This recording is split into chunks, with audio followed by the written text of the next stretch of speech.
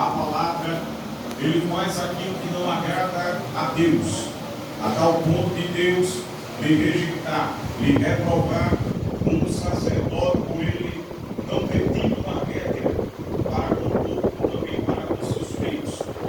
Vem ali a perda da arca da aliança para o povo de Israel. E quando acabou, foi-se a glória de Israel. Passa o tempo, Deus peleja pelaquele povo por meio do profeta Samuel, quando Samuel intercede pelo povo.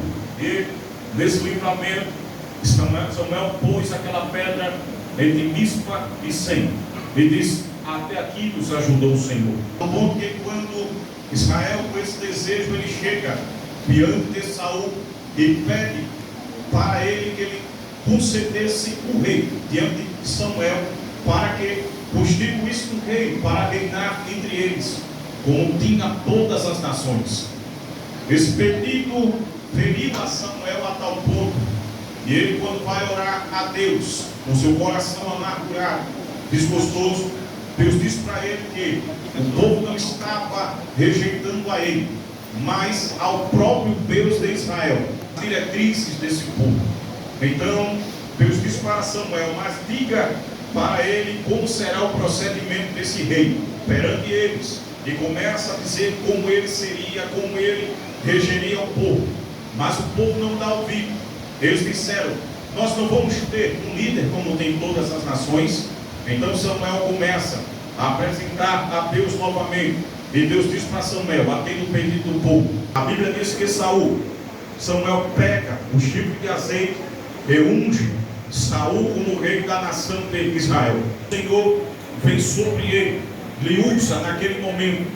Mais adiante, quando os homens de Israel, eles queriam que Naás e alguns amonitas se aliassem com eles diante de uma guerra, aquele rei diz: olha, a gente só vai se aliar com você com uma condição, que você tire o olho direito, arranque e ponha essa afronta perante todo o povo de Israel.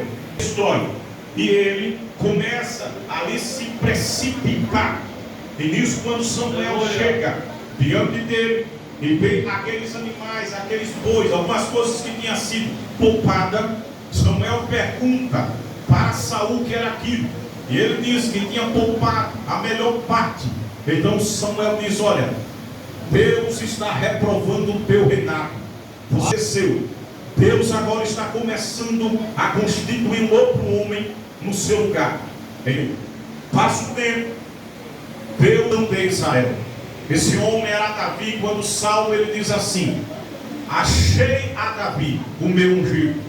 Deus estava escolhendo Davi, mas Samuel ainda começa a se opor, não estava aceitando a diretriz e a ordem de Deus de constituir Davi como rei de Israel. Ele está preocupado quando o homem não quer. Quando Deus diz sim, ele não está preocupado se o homem está dizendo não.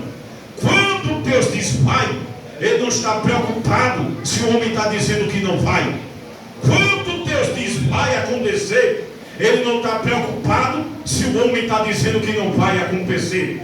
Quando Deus diz que vai abrir Jordão, Deus não está preocupado se o homem está dizendo que o Jordão não vai abrir, porque na palavra dele está escrito: ainda antes que houvesse dia, eu sou, e ninguém há que possa escapar das minhas mãos. Agindo eu, quem impedirá? Deus estava dizendo: ainda antes que houvesse dia, que viesse existir dia, viesse existir terra, viesse existir planeta, viesse existir tudo, o meu querer tem que ser realizado e feito, porque eu sou Deus. Davi é ungido rei e apresentado perante os seus irmãos. Davi é ungido rei em Judá perante os anciãos. Terceira etapa do Davi é ungido rei perante todo Israel, perante todo o povo que estava bem. Mas para ele chegar, para ele alcançar, houve um caminho que Davi tinha que passar. Houve um caminho que Davi tinha que trilhar. Ele é rejeitado. Samuel se opõe a ungir Davi como rei em Israel. Mas Deus disse: até quando você vai ter dó de Saul? Eu estou escolhendo um outro rei. essa nação, unge Davi. Quando unge, o Espírito Santo se apodera de sua vida, a tal ponto que ele se arrepia, o Espírito Santo se arrepia. Era um espírito maligno que atormentava ele, a tal ponto que ele manda chamar Davi. Davi começa a tocar harpa. Quando ele estava tocando a harpa, o espírito maligno sai naquele momento de Saul.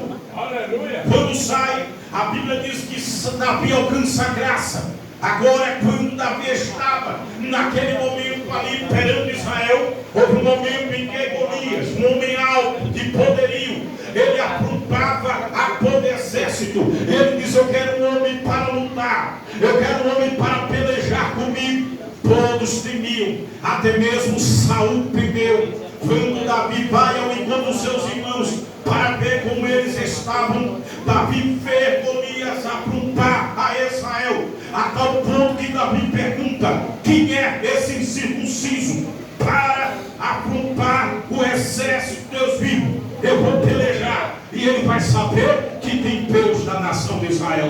Deus não queria usar Davi com aquela veste de guerreiro. O que é que eu entendo com isso? Se Deus te chamou para o ministério da palavra, Deus te fez um João, então Deus vai usar você. Se Deus te chamou para pregar, se Ele te chamou, você é Pedro, então você vai ser Pedro. Não adianta imitar A, imitar B, querer ser o cantor A, ser o cantor B. Deus vai usar você da forma que você é.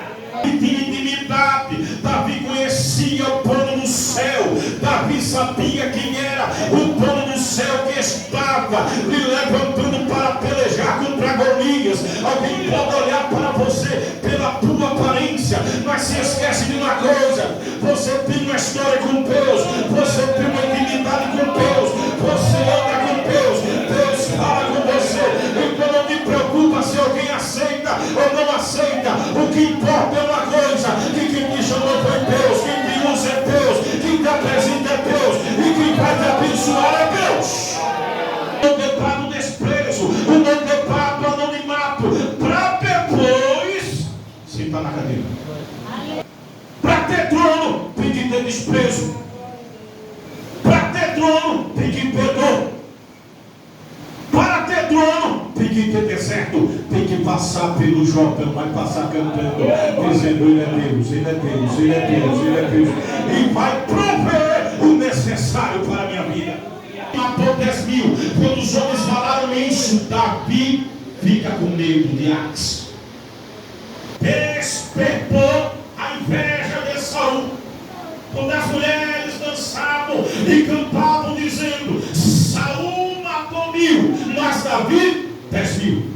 Mas tem momento que tem que se fazer de louco. Como, irmão? É angustiada por tempo, chorando. E alguém às vezes batindo desta chega para você. Como é que você está? E você abre aquele sorriso e diz: eu estou bem, está tudo bem, está tudo bem, porque Jesus está no barco.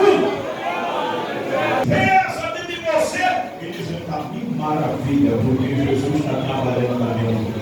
Os apresentou Davi. Não apresentou ele estando na caverna. Quando Davi matou Golias, não matou ele estando na caverna. Quando Davi tocou a harpa e o espírito maligno saiu de Saul, não foi quando ele estava na caverna. O que eu quero dizer para a tua vida nesta noite: Deus que fez a promessa, mas não fez você dentro da caverna. Deus vai fazer um milagre, mas não é dentro da caverna. Deus vai te exaltar, mas não é dentro da caverna. Deus vai dar a resposta, Deus vai te exaltar diante dos seus inimigos, mas não é da caverna, é fora da caverna. A exaltação é fora da caverna, o teu milagre é fora da caverna. Você estará aqui nessa noite, canta, mas não tem mais a esperança para o futuro. Louva, mas não está mais confiando. Evangeliza, participa do trabalho, mas a tua fé está esvaindo-se. Não tem mais aquela firmeza, não tem mais aquela confiança. Mas eu tenho uma palavra de Deus para te dizer: tu não morrerás, você não vai morrer, você não vai ser envergonhado. Há um Deus no céu que trabalha para aquele que nele espera. Que caminho Davi chega aonde Deus tinha traçado a Davi. Deus exalta a Davi. Deus dá um final para a vida de Davi, de paz, de trono. Eu concluo essa palavra hoje para a igreja e para aquele que não é evangélico. Para a igreja, Jesus está no controle da tua vida. Jó, no final da sua vida, ele disse: com ouvidos, meus ouvidos ouvia falar desse Deus, mas agora eu te vejo, eu agora tenho uma experiência contigo, eu agora sei quem é esse Deus.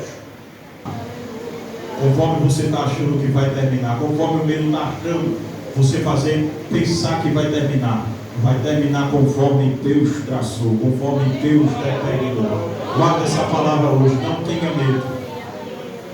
Deus está repreendendo o medo da tua vida, dizendo para você: não vai terminar quando você está achando que vai.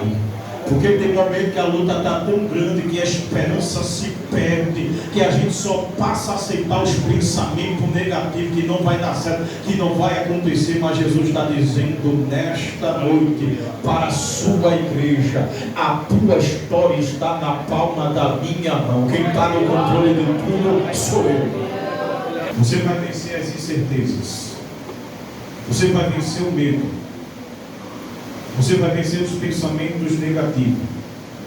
Mas primeiro você tem que deixar Jesus entrar na tua vida.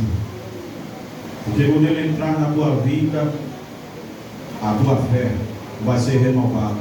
Isso aqui Jesus só queria falar com a igreja hoje para falar com a sua igreja.